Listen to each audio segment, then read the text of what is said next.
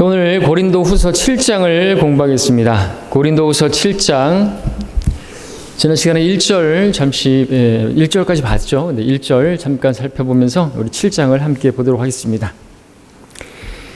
1절에 기록되기를 그러므로 참으로 사랑하는 자들아 우리가 이러한 약속들을 가졌으니 하나님을 두려워함으로 거룩함을 온전히 이루어 육과 영의 모든 더러움에서 우리 자신을 깨끗하게 하자 말씀하고 있습니다.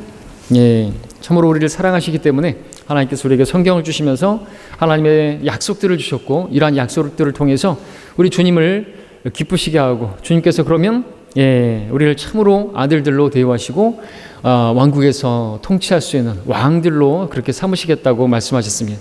이러한 약속들을 우리가 알게 된 자들로서 해야 될 게 있다 이거죠.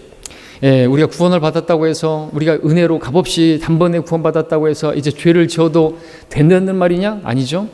그렇게 단번에 구원받을 수 있다면 그거는 죄를 조장하는 교리라고 마음대로 살 거라고 그것은 착각입니다. 성경은 우리가 그렇게 약속을 받았으니까 구원에 있어서도 영원한 보장을 받았으니까 육과 더러움에서 깨끗하게 하자고 말씀하고 있는 것이죠. 육적인 더러움뿐만 아니라 육적인 더러움만 우리가 깨끗하게 한다면 우리가 비교적으로 불교에 있는 사람들이라든지 카톨릭의 어떤 사람들보다 더 더러울 수 있을 것이에요. 그들이 더 깨끗할 수 있을 것입니다. 영적인 더러움도 있다 그랬죠. 영적인 더러움이 뭡니까? 우리 육적인 것뿐만 아니라 영적인 더러움. 그러니까 우리가 복음을 전하는 데 있어서 그죠? 또 하나님 말씀을 읽는 데 있어서 그런 부분들에 있어서 우리가 하지 않으면 더럽혀지는 것이죠. 영적인 살인하는 것입니다. 복음을 전할 수 있는데 너무나 쉬운데 하나님께서 다 이루어 놓으신 것을 전하기만 하면은 그들이 구원받고 영생 얻을 수 있는데 그 일을 하지 않으면 그걸 누가 합니까? 로마 카톨릭이 합니까? 불교도들이 할 수 있습니까? 우리만이 할 수가 있죠. 그런 부분들에 있어서 우리가 또 할 수 있으려면 이 말씀은 우리가 하나님을 두려워함이 있어야 된다고 말하고 있습니다. 하나님을 두려워해야지 우리가 지혜롭게 현명하게 살 수가 있죠. 하나님을 두려워함 없이는 우리 그리스도 심판석에 대해서 말씀하실 때도 뭐라고 그랬습니까? 주의 두려우심을 알기에 내게 권고한다 그랬습니다. 테러라고 했죠. 불꽃 같은 눈으로 우리가 주님을 믿고 구원받은 이후에 살았던 삶에 대해서 우리가 회개 보고를 해야 되죠. 우리가 그분 앞에서 회개를 해야 된다 그랬을 때 돌이키는 회개가 아니라 회개, 어카운트, 결산을 보는 거죠. 회개. 계산을 보는 자리인데 두려운 자리라고 말하고 있습니다. 그 하나님을 우리가 두려워함으로 이 땅에서 타국인으로서 순례자로서 그렇게 살아야 한다고 말씀을 하고 있는 것이죠. 자, 2절을 보겠습니다. 우리를 영접하라. 우리는 아무에게도 잘못하지 아니하였고 아무도 타락시키지 아니하였으며 아무에게서도 속여 빼앗지 아니하노라 그랬습니다. 바울과 디모데 동역자들은 자신 있게 말할 수 있는 것이죠. 난 너희들에게서 아무도 잘못한 게 없다 이거죠. 비난받을 게 없어야 된다고 우리 디모데에게도 말했죠. 목자, 감독은 비난받을 게 있어서는 안 되는 거죠. 난 너희들을 위해서 잘못한 게 없다 이거죠. 아무도 나는 타락시키지 않았다 이거죠. 나의 그런 어떤 죄로 인해서 성도들이 실족하거나 타락되거나 그러면 안 되겠죠. 그것은 연자맷돌을 매야 되는 일인 것이죠. 그리고 아무에게서도 속여 빼앗지 아니하였도다. 무슨 헌금을 갈취한다든지 그런 일은 절대로 한 적이 없죠. 사도 바울은 싹뿐이 아니었습니다. 돈 때문에 사역한 게 아니죠. 저도 자신 있게 말할 수 있습니다. 전 돈에 대해서 관심 없습니다. 저 이 땅에서 부자 되는 것에 관심 없습니다. 세상에 알아주는 건 더더욱 관심 없습니다. 주님이 조금이라도 인정해 주신다면 그것으로 감사할 뿐이죠. 그렇죠? 뭘 좀 했다고 해가지고 내세울 것도 없어요. 저는 아무것도 없죠. 자, 그렇게 사역자들이라면 이렇게 말할 수 있어야 되는 것입니다. 그러니까 너희들은 나를 영접하라 이거죠. 나를 인정하라 이거죠. 사도로서 하나님의 일꾼이다 이거예요. 그러니까 이러한 사도 바울을 고린도 성도들이 영접하지 않아야 할 이유가 어디 있겠습니까? 따르지 말아야 할 이유가 어디 있겠습니까? 따라야죠. 내가 그리스도를 따르는 것처럼 너희는 나를 따르라 그렇게 말했던 것이죠.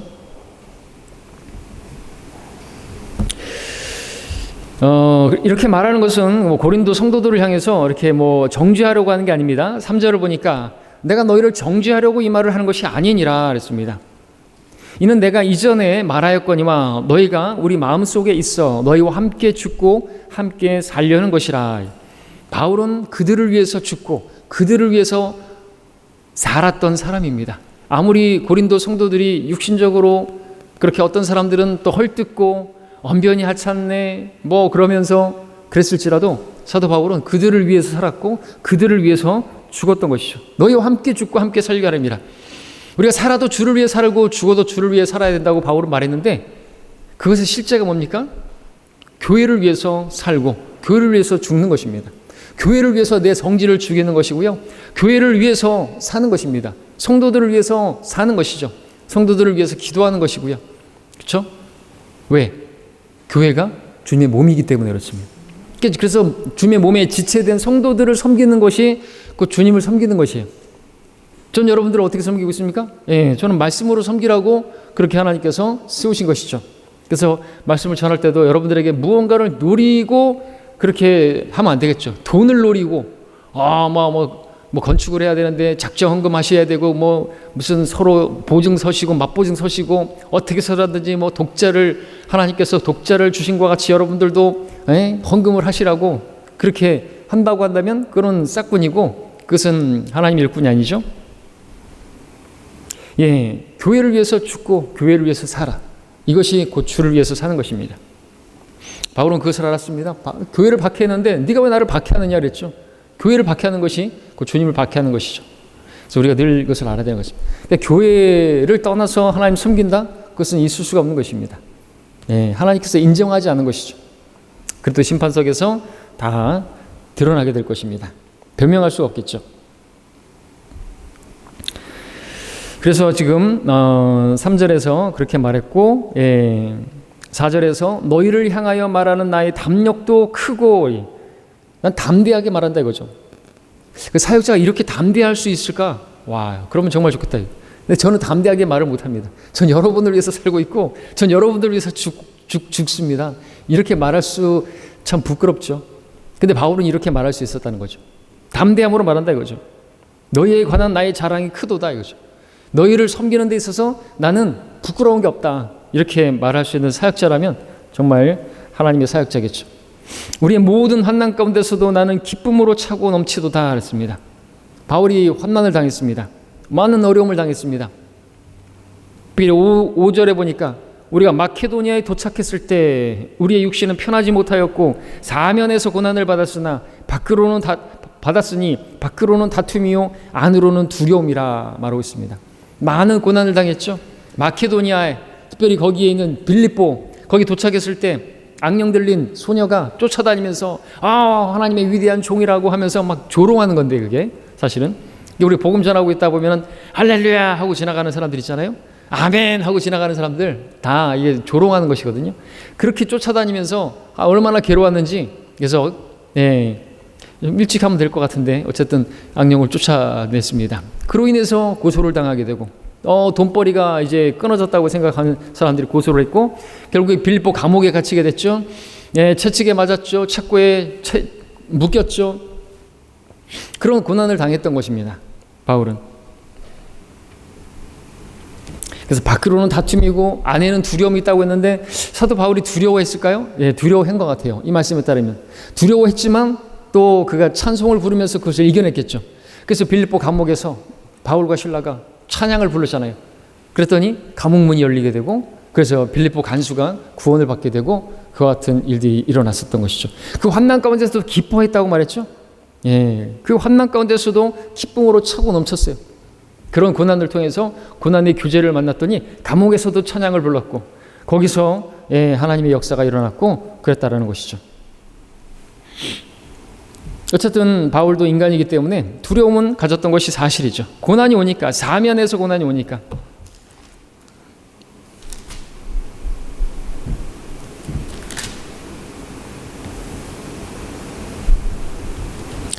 그래서 우리 고린도 4장 8절에서도 사도 바울은 말했죠. 우리가 사면에서 고난을 당하여도 괴로워하지 아니하며 당혹스러운 일을 당하여도 절망하지 아니하며 그러나 이제 순간 그럴 수 있어요. 그죠? 우리가 뭐 사랑하는 사람이 죽어도 잠시 슬퍼할 수 있는 것처럼 우리가 고난을 당하면 잠시 두려워할 수는 있겠죠. 그러나 괴로워하고 절망하진 않는단 말이죠. 이게 그리스도인입니다. 오뚜기 신앙이죠. 네. 왜냐하면 그 고난이 우리가 받게 될 그 주님 때문에 당하는 고난이다라고 한다면 그것은 그야말로 어찌 보면 백지수표라고 말할 수도 있잖아요. 이 땅에서 우리가 아무리 고난을 당해도 그것은 우리가 하늘에서 받게 될 그 계산을 할 때 비할 수가 없는 것이죠. 왜냐하면 그게 백주시퍼가 될 수 있는 건 영원하기 때문에 그렇죠. 영원한 유업이에요. 영원한 통치예요. 영원한 영광이죠. 영원에 비한다면 이 땅에서 뭐 100년 살지도 못하는 그 짧은 생애에서 잠깐 그 뭐 머리 띄고 꼬리 띄고 젊은 시절 얼마나 누리고 얼마나 즐겁게 재밌게 살 거예요. 근데 그 짧은 시간에 누리게 될 그것에 비하면, 영광에 비하면 5년 통치 이런 거 비한다면 그건 정말 아무것도 아니잖아요. 그렇기 때문에 잠시 받는 가벼운 환난이 우리가 받게 될 영원한 영광의 그 비중을 이룬다고 말하고 있지 않습니까? 우리가 그걸 바라보면 우리가 계산을 잘해야 되는 것입니다. 계산을 잘해야죠. 무엇을 위해서 살 것인가 이죠. 내가 무엇을 위해서 살 것인가. 이 땅에서 나만을 위해서, 나 자신만을 위해서 사는 것, 곧 육신을 위해서 무엇을 먹을까, 어떤 것을 마실까, 어떤 것을 입을까, 요즘은 그런 걸 걱정하잖아요. 근데 당시에는 진짜 먹을 게 없어서 이스라엘 백성들은, 그래서 마귀가 시험한 게 뭐예요? 야, 돌 많지 저기. 저 돌을 다 빵되게 해가지고 저 배고픈 백성들 먹이라고. 정말 먹을 게 없어서 그랬는데, 근데 지금은 어떤 것을 먹을까? 맛집 돌아다니고 어떤 것을 마실까? 어느 카페가 더 맛있더라. 이제 그러고 있단 말이죠. 부자고 부요하고 거기서 신앙이 타락할 수가 있어요. 배고픈 게 없어요. 주님을 찾을 만한 게 없죠. 어려움이 없으니까. 왜 타락했습니까? 그렇게 중세시대라고 말하지만 암흑시대 로마 카톨릭이 그렇게 박해를 하고 막 죽이고 할 때는 오히려 더 막 믿음이 좋았는데 나중에는 타협을 해버리죠. 아주 유화 정책을 써버리죠. 햇볕 정책을 써버리죠. 마귀가. 그랬더니 타락해버려요. 지금 그래서 마지막 때 아주 어려운 때입니다. 자기를 사랑하고 쾌락을 사랑하고 돈을 사랑하고, 돈이 있으니까 부자니까 여유가 있으니까 헛짓거리 한단 말이죠. 주님을 섬기기는 데서 돌아서는 거예요. 돈이 있으면요 진짜 시험이 많이 들어요. 여러 가지 시험과 올무에 빠지게 되고 슬픔으로 자기를 찌르게 되는 거죠. 돈을 사랑하고 돈 때문에 돈 많이 벌려고 교회 다니고 하나님 백으로다가 어떻게 성령의 능력으로 어떻게 사업을 일으켜서, 그런 사람들이 성공신학 라오디케아 교인들인 것입니다. 자, 다른 얘기를 했습니다. 하여튼 바울은 이렇게 고난을 당했으면 그건 영광에 비할 수가 없기 때문에 그 가운데서 차고 넘치는 기쁨으로 기뻐할 수가 있었던 것이죠. 우리가 시각을 잘 봐야 되는 거죠. 나 주님 섬기는데 왜 이렇게 고난이 있는 것인가? 왜 주님께서는 나의 기도에 응답해 주지 않는 것인가? 즉시 응답되면 너무 편하겠어요. 성경 그렇지 않아요. 하나님께서 우리 믿음을 훈련시키기 위해서 기도도 이제 하나님께서 얼마나 또 이렇게 기간을 주시는지 몰라요.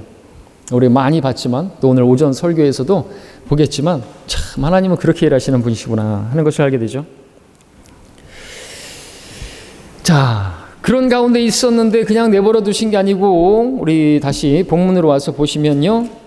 그렇게 정말 안으로는 밖으로는 다툼이고 안으로는 정말 두려움이고, 그런데 6절에 보니까 그러나 낙심한 자신 바울, 그리고 뭐 디모데, 바울과 실라, 그런 사역자들을 위로하시는 하나님께서 디도를 오게 하심으로 우리를 위로하셨으며 라고 말하고 있습니다. 디도를 오게 하심으로써. 그러니까 더 반가웠던 것은 디도를 먼저 만나고 싶었는데 그때 만나지 못했어요. 그래서 우리 고린도 후서 2장을 보시면요. 2장에서 보십시오. 2장 12절 13절. 또 내가 그리스도의 복음을 전하기 위하여 트로아에 갔을 때 한 문이 주 안에서 나에게 열렸으나 내가 내 형제 디도를 만나지 못함으로 내 영이 평안하지 못하고 그들과 작별하고 거기서 마케도니아로 갔노라 그랬습니다. 그래서 마케도니아에 왔을 때 이제 만나게 된 것이죠. 디도를 만나지 못해서 많이 영이 괴롭고 불안하고 그랬었더랬는데 바울의 어떤 인간적인 그런 모습들도 그대로 보여주고 있는 것을 보게 됩니다. 우리도 그럴 수 있어요. 아무리 위대한 사역자라고 해도 화날 일이 있으면 화가 나고 괴로운 일 당하면 괴로울 수도 있죠. 슬픈 일을 당하면 슬퍼할 수도 있는 것이고요. 낙심할 일이 있으면 낙심할 수도 있는 것이에요. 그러나 얼마나 빨리 이제 그것을 극복하느냐가 또 중요한 것이고 숙제죠. 자, 그렇게 했던 것이죠. 근데 마케도니아에 오자 지금 우리가 봤던 7장 6절에서 보니까 오해하셨다. 그래서 위로를 받게 되었다. 마케도니아에 그 빌립보에서 고난을 당했어요. 엄청 고난을 당했죠. 사면에서 고난을 당했습니다. 안으로도 막 낙심이 됩니다. 그럴 때 하나님께서 디도를 보내셨다라고 말하고 있습니다. 하나님께서 위로자 성령님을 주셨지만 위로자 성령님은 뿐만 아니라 하나님께서는 사람을 통해서도 위로하시는 분이라는 거죠. 교회를 허락하신 이유가 그거죠. 네. 성도들을 보면서 위로가 되고. 그러니까 문제는 숙제는 뭐예요? 누군가가 나를 보고 위로를 얻을 수 있어야 되겠죠. 제가 우리 성도님들을 보면서 위로를 얻어야 되고 힘을 얻을 수가 있어야 되겠죠. 어떤 성도님을 보면은 막 한숨이 절로 나오면 안 되겠죠. 힘이 빠지고 그러면 안 되겠죠. 어떤 성도님들을 이렇게 보면은 너무나 힘이 나요. 무슨 다른 것 때문에 힘이 나요? 우리 교회에 부자가 재벌이 들어오면 제가 힘이 납니까? 그 사건이죠. 근데 저는 매주마다 예배 나오시고 멀리에서 오전 성경 공부부터 자리하시고 그런 분들을 보면 힘이 나는 거예요. 다른 거 아니고, 그렇죠? 적극적으로 모임에 참석하고 막 교제하면서 같이 이렇게 힘을 실어주고 그런 성도들을 보면 그런 성도들만 있으면 진짜 목회는 쉬울 텐데 그렇지 않은 것이 또 문제죠. 어쨌든 나를 보면 누군가가 힘을 얻을 수 있어야 돼요. 사도 요한도 그렇게 요한일서에서 말하고 있잖아요. 디오트레페를 보면 아주 그냥 힘 빠지는데 데메트리오를 보면 아주 그냥 마치 트리오 상쾌하게 만들고 깨끗하게 만드는 그런 사람이었던 것을 알 수가 있습니다. 디도를 오게 하심으로 우리를 위로하였다. 기억하십시오. 내가 누군가에게 위로가 될 수 있어야 돼요. 난 필요 없어. 사람들 필요 없어. 교회 필요 없어. 성도들 필요 없어. 나는 주님의 위로만 있으면 돼. 그게 이제 지나친 바리새인이고 지나친 의인이 되는 것입니다. 교회 없어도 난 얼마든지 하나님 섬길 수 있다. 그러면 하나님보다 더 대단한 사람인 거죠.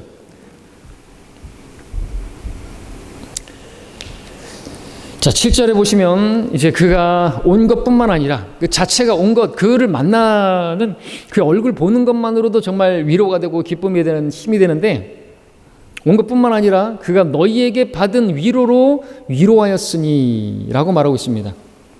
근데 여기서 이제 반전이 일어나는 거죠. 디도가 왔는데 디도가 또 위로를 받았대요. 누구 때문에 했냐니까 이 고린도 성도들 때문에 위로를 받은 것이죠. 너희에게 받은 위로로 위로했다. 그러니까 바울은 더 위로가 됐던 거예요. 더 힘이 됐던 것이죠. 왜냐하면 고린도 성도들만 생각하면은 정말 그들을 위해서 정말 자기 몸까지도 내어주고 그렇게 정말 세웠던 교회인데 오랫동안 거의 3년에 걸쳐서 세웠던 교회인데 생각하면 생각수록 어떻게 보면 인간적으로 화가 나기도 하고 어떻게 막 그 이방인도 짓지 않는 그런 죄를 지어가지고 그런 소식이나 듣게 하고 그랬단 말이죠. 근데 좋은 소식을 이제 듣게 된 것이죠. 고린도 전서에서 그렇게 막 마음이 아파가지고 그런 자들을 어떻게 이방인들 믿지 않는 자들도 짓지 않는 그런 죄를 짓느냐고 그런 자를 교회에서 쫓아내야 된다고 막 그렇게 했는데 좋은 소식이 들은 거죠. 디도가 이제 소식을 전해왔는데 그가 너희에게 받은 위로로서 위로하였으니 너희의 사모함과 너희의 애통함과 나에 대한 너희의 열렬한 마음을 우리에게 말해줄 때 나를 더욱 기쁘게 하였느니라 말하고 있습니다. 고린도 성도들이 디도가 말하는데 바울을 사랑한대요. 열렬히 사랑한대요. 그래서 바울이 기뻐했던 것이죠. 바울이 감옥에 갇히자 애통해했대요. 바울이 감옥에 던져질 때 바울이 제일 염려했던 것이 무엇인가 하면 주님을 섬기는데 왜 저렇게 되지? 왜 저렇게 고난을 당하지? 그렇게 해서 이제 실족할까 봐 뒤로 물러서게 될까 봐 부끄러움 당하게 될까 봐 그것을 염려했던 것이죠. 우리 디모데후서 한번 볼까요? 디모데후서에서 보면 사역자인 아들 같은 디모데에게도 말했죠.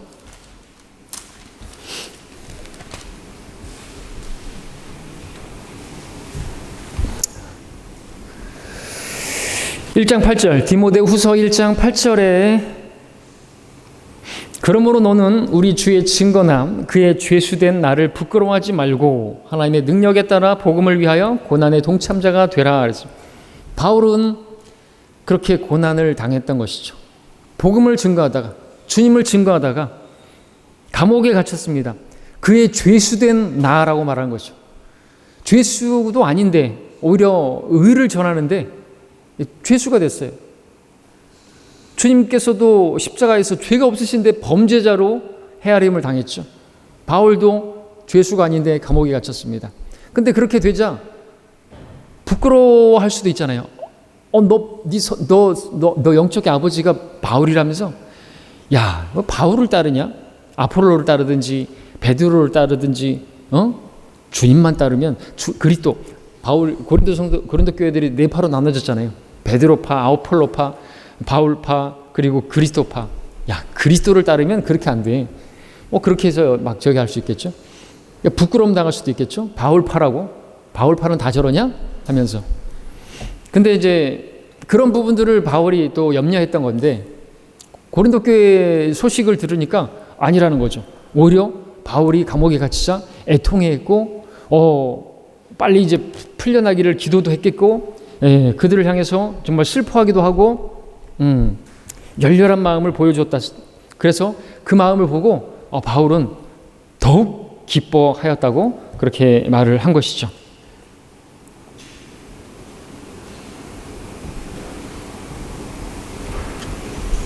자, 그런데 이제 더 기쁜 일은 또 있어요. 더 기쁜 일을 또 이야기합니다. 8절부터 내가 편지로 너희를 슬프게 한 것을 후회하였을지라도 지금은 후회하지 아니하노라.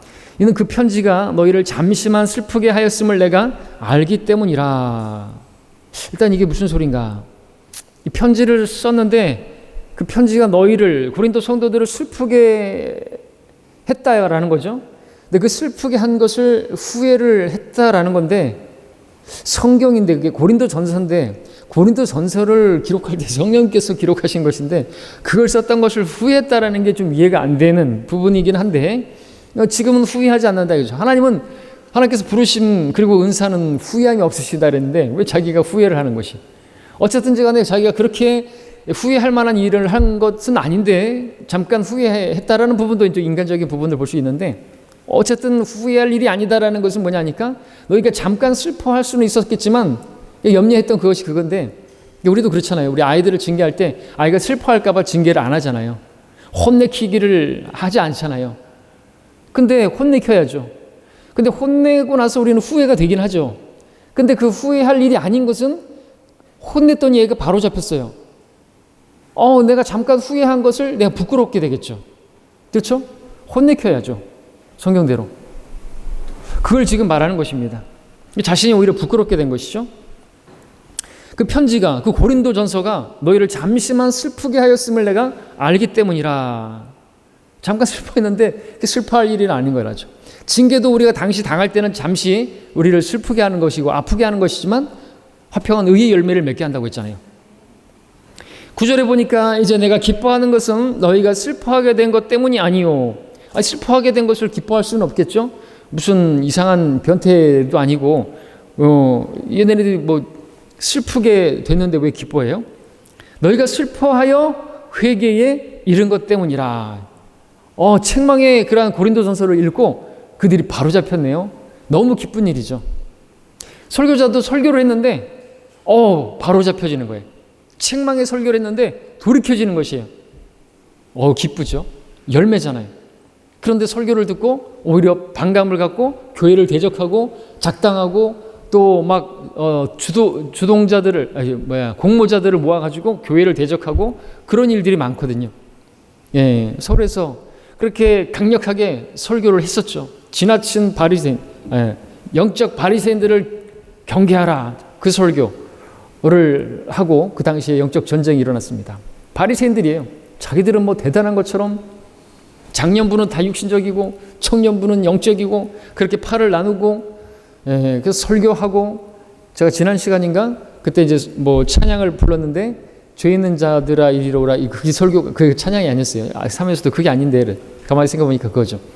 너희 죄 흉악하나 너희 죄 흉악하나 어서 주께 나와서 헌신하고 자백하고 돌이키라는 그런 찬양이었는데 와 그때 저희 집사람 얘기로는 그 찬양이 너무 강력해가지고 지금도 기억하고 있고 그 순간을 근데도 그 영적 바리새인들은 나오질 않는 거죠.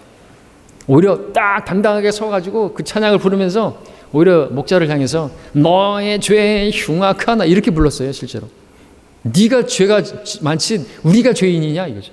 네가 한글 킹잼 성경을 버리고 무슨 가론 유다라고 그러고 유다 이스카리옷을 파라오를 바로라 그러고 개혁 성경을 왜 자꾸 쓰냐 이거죠. 그리고 부자들만 인정해주고 뭐 가난한 성도들은 업신여기고 별의별 소리를 다 했는데 그러면 정말 답답한 노릇인데 바울은 기쁜 것이 바로 잡혔기 때문에 그렇죠. 회개했단 말이죠. 10절에 하나님의 뜻대로 하는 슬픔은 구원을 위한 회개에 이르게 함으로 후회할 것이 없느니라. 그러나 세상의 슬픔은 사망에 이르느니라 말하고 있습니다. 예, 아주 중요한 구절이죠. 두 종류의 슬픔이 있다고 성경은 보여주고 있는 것입니다. 두 종류의 슬픔. 하나님의 뜻대로 하는 슬픔이 있고요. 세상의 슬픔이 있다고 말하는 것이죠. 세상의 슬픔은 그냥 사망에 이르게 하는 것이고 하나님의 뜻대로 하는 슬픔은 회개에 이르게 하는 것이죠. 하나님께로 향하게 만드는 것입니다. 그러니까 고린도 성도들은 하나님께로 향하게 되는 그러한 슬픔을 하나님의 뜻대로 하게 되었던 것이죠. 이 두 슬픔에 대한 정확한 예로 베드로와 유다를 든다고 볼 수 있습니다. 자, 베드로와 유다는 둘 다 주님을 배반했죠. 나중에는 둘 다 후회했습니다. 자기 죄를 자백했습니다. 이 둘은 사도였습니다. 주님과 함께 사역했죠. 모두 3년 반 동안 함께 동행했습니다. 그러나 그들이 주님을 부인했습니다. 슬퍼했습니다. 후회했습니다. 중요한 건 이들의 결말이 하늘과 땅 차이로 나누게 됐다는 것이죠. 결론적으로 말하면 유다는 그냥 세상의 슬픔을 한 거예요. 사망에 이르렀죠. 결국에 목매달았습니다. 하나님께 돌이키는 하나님의 뜻대로 하는 그 슬픔이 아니었던 것이죠. 회개에 이르지 않았던 것입니다. 베드로는 하나님의 뜻대로 하는 슬픔을 가지게 되었던 것이죠. 그러니까 하나님의 뜻대로 하는 슬픔이 뭔지 아십니까? 하나님의 뜻대로 하는 슬픔은 자기 자신에 대해서 자기가 얼마나 나약하고 얼마나 악한지 선한 것이 없는지를 알고 깨닫고 정말 이사야와 같이 불결한 입술을 가진 화로다 나에게 베드로와 같이 주여 죄인이 나를 떠나가소서 자기 자신에 대한 그 슬픔인 거죠. 근데 세상의 슬픔은 뭡니까? 유다처럼 나 같은 사람이 그런 죄를 지었어? 와, 내가 어떻게 그런 죄를 지을 수 있었을까? 그러면서 자기 자신에 대해서 이제 실망을 하는 거죠. 여전히 자기 의를 붙들고 있는 거죠. 내가 무죄한 사람을 팔았다. 내가 어떻게 그럴 수 있었을까? 나 같은 내가 그러면서 여전히 자기 자신을 신뢰하고 의지하고 자기의 그 의를 붙들고 있다가 그렇게 이제 결국에는 그러한 슬픔은 자기 자신을 찌르게 되고 사망에 이르게 되는 거죠. 자살하는 사람들의 공통적인 특징도 그거예요. 자기 의를 내세우는 것이죠. 나는 아니죠. 그거는 아무런 잘못이 없는 사람들만 자살하는 게 아니죠. 실제로 잘못이 있는 사람들이 책임을 회피하기 위해서 자살하기도 하지만 자기 의를 주장하기 위해서 그리고 내가 죽음으로써 니들한테 나의 어떤 결백을 증명하겠다. 그리고 내가 죽음으로써 너희들의 어떤 그것들을 자살에는 그 보복 심리가 있습니다. 그렇죠? 보복 심리가 있단 말이죠. 그래서 내가 죽음으로 인해서 니들이 잘 사나 보자. 너희들이 슬퍼하면서 아주 땅을 치게 만들겠다. 어떤 그들의 인생을 망치게 하기 위해서 자기가 스스로 죽는 그런 것을 선택하는데 이런 사람들의 다 특징이 다 자기 의를 내세우는 것이. 그것은 세상의 슬픔으로 자기를 결국에 찌르는 것이고 사망에 이르는 것인 것이죠. 그러니까 세상의 슬픔, 하나님께서 그런 세상의 슬픔을 만났다 할지라도 그 가운데서 하나님을 찾기를 바라고 하나님께로 돌이키기를 바라셔서 그런 일들도 허락하시는 것이죠. 그런데 돌이키지 않는 것이에요. 그냥 자기 자신만 바라보고 여전히 의를 주장하다가 그냥 극단적인 선택을 하기도 하고 그렇게 끝나면 안 되는 것이죠. 그래서 럭커 목사님은 세상의 슬픔에 대해서 이렇게 말을 합니다. 내가 이 일을 엉망으로 만들었다. 난 내 인생을 망쳤다. 내 인생은 엉망이다. 나는 실패자다. 죽었으면 좋겠다. 그러니까 자기 자신이 망쳐놓은 어떤 일에 대해서 내가 어떻게 이런 일을 했을까? 정말 한심하다. 그러면서 그냥 죽어버리는 거예요. 그게 세상의 슬픔이고 그러한 슬픔은 사망에 이르게 하는 것이다.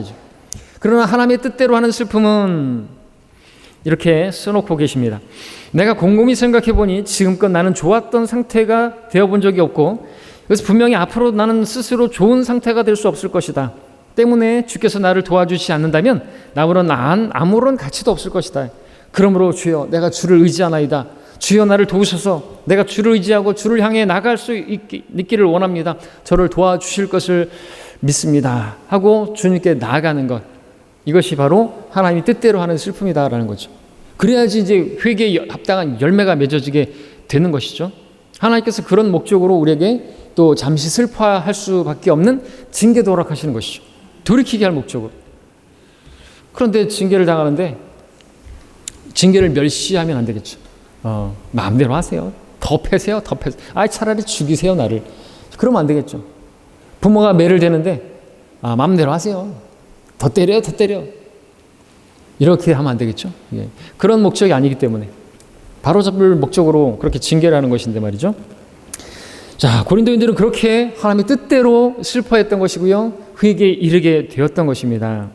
그래서 11절에 보면 7장 11절에 보라 너희가 하나님의 뜻대로 슬퍼하였던 것이 이것이 얼마나 간절하게 너희 안에서 역사하였으며 하나님의 뜻대로 하니까 그렇게 역사가 있었던 것이죠.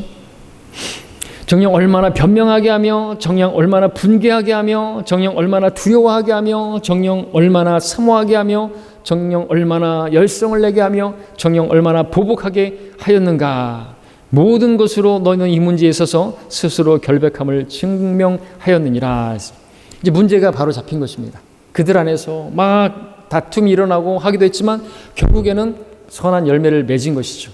사도 바울이 그렇게 지시했던 대로 그렇게 처리하고 그렇게 했던 것이죠. 그래서 이제 너무나 기쁜 것입니다.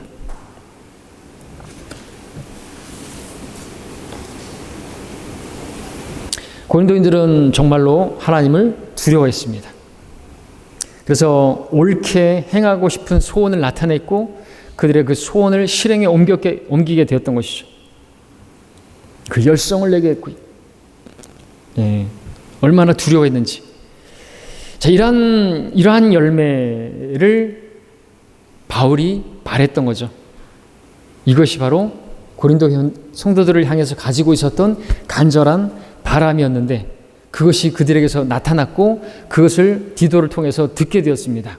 그래서 12절에서 말하는 게 그것이죠.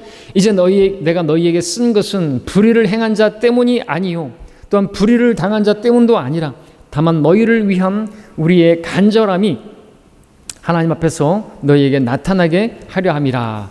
근데 나타난 것이죠. 간절한 바람으로 썼는데 그 불의한 자 때문에 불의를 당한 사람 때문에 그게 아니라는 거죠.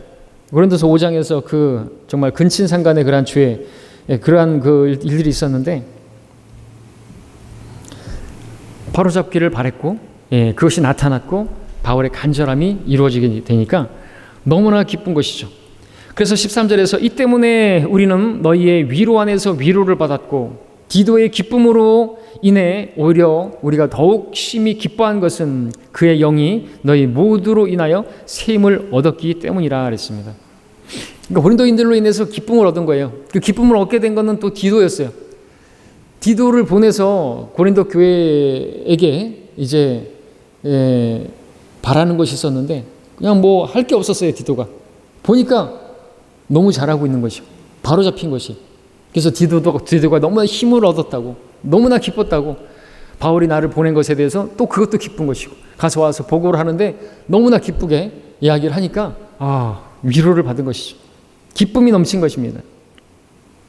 내가 14절에서 내가 그에게 너희에 관하여 무엇을 자랑하였다 해도 부끄럽지 아니한 것은 우리가 너희에게 모든 일을 진실로 말했던 것 같이 내가 디도에게 한 우리의 자랑도 진실임이 드러났기 때문이라. 말이 조금 어려운 것 같은데, 내가 그에게 너희에 관하여 무엇을 자랑하였다 해도 부끄럽지 아니한 것은, 바울은 디도를 보내면서도 고린도 성도들을 향해서 자랑했다라고 하는 것이죠. 그러니까 그렇게 되었는데, 고린도 성도들이 잘 되었는데 그렇게 될 줄 또 알았다라는 것이죠. 주석서에서도 쓰기를, 그러면서 디도를 보내는 것에 대해서 부끄럽지 않았다라는 거예요. 이런 신뢰가 있다니 대단한 거 아닌가 모르겠습니다. 그래서 내가 그에게, 디도에게 너희에 관하여 무엇을 자랑했다 해도 부끄럽지 아니하다 이거죠. 우리가 너희에게 모든 일을 진실로 말했던 것 같이 내가 디도에게 한 우리의 자랑도 진실임이 드러났기 때문이라. 알겠죠? 그러니까 디도에게 내가 너희들에 대해서 자랑한 것이 진실로 드러난 것이에요. 그들은 바로 잡힐 거야. 그들은 내가 지시한 대로 할 거야. 그러니까 디도야, 가서 확인해 봐라. 그랬더니 진짜로 진실로 그것이 드러났던 것이죠. 그래서 정말로 바울은 기쁘지 아니할 수가 없었던 것이고, 디도도 그것을 보고 정말로 그렇구나. 바울이 자랑할 만했네. 이게 그리스도인의 가능성이죠. 고린도 전서만 보면은 정말 문제가 많고 막 그랬었는데, 이렇게 회복이 되는 것입니다. 이 회복을 위해서 잠시 슬퍼할 만한 책망과 그런 것들이 또 필요하다는 것이죠. 그 책망이 없었더라고 한다면 고린도 교회는 소망이 없었을 것입니다. 그러므로 책망하고 나서 우리는 후회하지 말아야 되겠죠. 징계하고 나서 하나님도 후회하지 않으시는 것입니다. 근데 바라는 건 그거예요. 열매가 맺어지길 바라시는 것이죠. 화평한 의의 열매가 맺어지길 바라는 것이고, 돌이키길 바라는 것이죠. 부모가 자녀를 때리는데, 징계하는데 다른 목적 없잖아요. 바로 잡히기를 바라서 때리는 것이죠. 성경이 그렇게 또 가르치고 있기 때문에 때리는 것이죠. 자, 그렇게 된 것이고요. 그래서 15절, 16절 이제 볼 차례죠. 15절, 16절. 너희가 두려움과 떨림으로 그를 영접하였기에 그가 너희 모두의 순종을 기억하고 그의 애정이 너희를 향하여 더욱 풍성해졌느니라. 그러므로 나는 모든 일에 너희를 신뢰함으로 기뻐하노라. 아주 해피엔딩으로 끝나고 있습니다. 그러니까 고린도 성도들이 15절에서처럼 두려움과 떨림으로 그를 영접했다. 디도가 온다고 하니까 두려워 떨었던 것이죠. 바른 자세죠. 그가 너희의 모두의 순종을 기억하고, 근데 그들이 순종하고 있었으니까 사실 이제 두려워 떨 건 아니었죠. 그의 애정이 너희를 향하여 더욱 풍성해졌느니라. 순종의 결과는 그것이죠. 사랑이죠. 순종하는 모습, 그렇게 책망을 받고 순종하고 돌이켜지는 그 모습을 보면 얼마나 그 애정이 더 커지겠습니까? 그렇죠? 마음을 기쁘게 하는 것이겠습니까?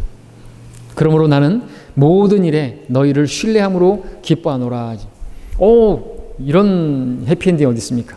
그렇게 돌이켜져서, 그렇게 이제 사도 바울은 이제 나는 다른 일에 대해서도, 모든 일에 있어서도 너희를 신뢰한다고, 그래서 나 너희를 인해서 기뻐한다고 말하고 있는 것이죠. 너무 좋은 그런 결말이 아닐 수가 없습니다. 우리 이제 여기서 마치고 요한일서를 함께 볼까요? 요한일서.